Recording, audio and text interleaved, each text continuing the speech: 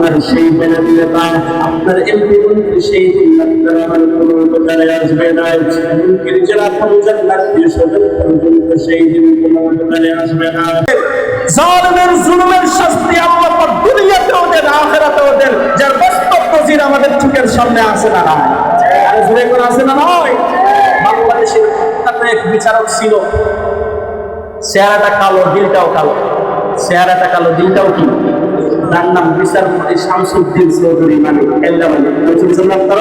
116 জন উলামায়ে কেরামের নাম দৃষ্টি করে কইল যে এই 116 জন উলামায়ে কেরাম এরা হচ্ছে দুর্নীতিবাজ, হ্যাঁ, এরা হচ্ছে জঙ্গি। জুড়ে কোন নাউজুবিল্লাহ, আমি জুড়ে কোন নাউজুবিল্লাহ। সেই সময় তার পাওয়ার ছিল, যার কারণে সে বাচ্চা গেছে।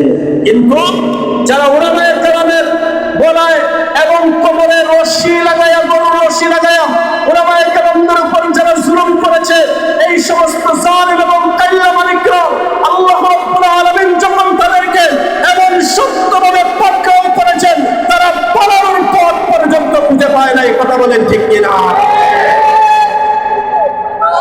আমার মুসলমান ভাইয়েরা, সুমামা ইবনে উসালকে যখন গ্রেফতার করা হইল, নবী করিম সাল্লাল্লাহু আলাইহি ওয়াসাল্লাম কাছে খবর যখন পৌঁছলো, সাহাবায়ে কেরাম যখন খবর পৌঁছায় দিলেন, ইয়া রাসূলুল্লাহ, ইয়া হাবিবাল্লাহ, নবীজি ইসলামের দুশমন সুমামা ইবনে উসালকে গ্রেফতার করে দইলা আনছি।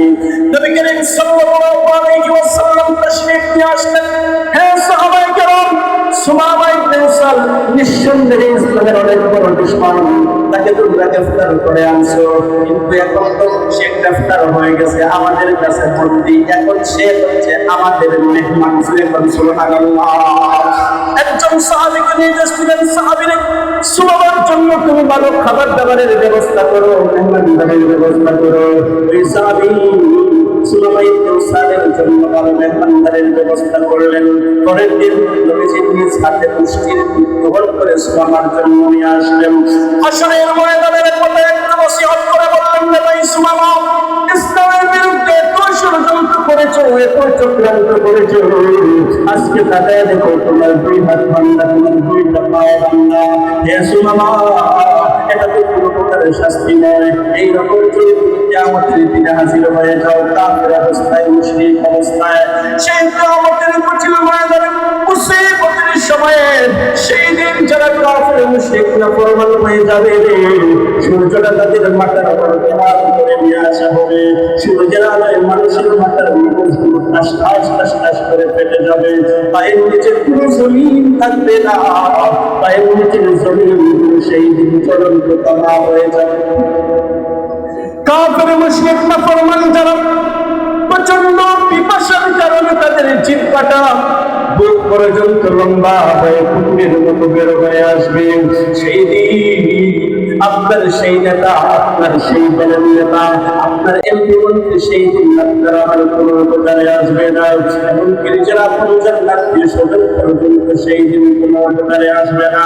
নবী আমার সুমামা ইবনে উসালকে ডাক দিয়ে বলেন, ভাই সুমামা, তাকে দেখুন সেই কঠিন ময়দানে তুমি কাফের হয়ে হাজির হয়ে যাও, কঠিন জাহান্নামের শাস্তি তোমাকে ভোগ করতে হবে।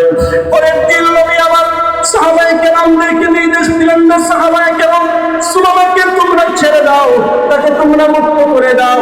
এক সাহাবী আরজ করে বলে, ইয়া রাসূলুল্লাহ, ইয়া হাবিবাল্লাহ, নবী আমার এই সেই সুমামা ইসলামের জন্য এত ষড়যন্ত্র চক্রান্ত করবে, তাকে যদি ছেড়ে দেই আবার ষড়যন্ত্র করা শুরু করে দিবে, চক্রান্ত করা শুরু করে দিবে। নবীজি ডাক দিয়ে বলেন, না সাহাবায়ে কেরাম, আমি নবীর নির্দেশ হচ্ছে তাকে তোমরা ছেড়ে দাও। নবী করিম সাল্লাল্লাহু আলাইহি ওয়াসাল্লামের নির্দেশ পেয়ে সাহাবায়ে কেরাম সুমামাকে ছেড়ে দিলেন, মুক্ত করে দিলেন।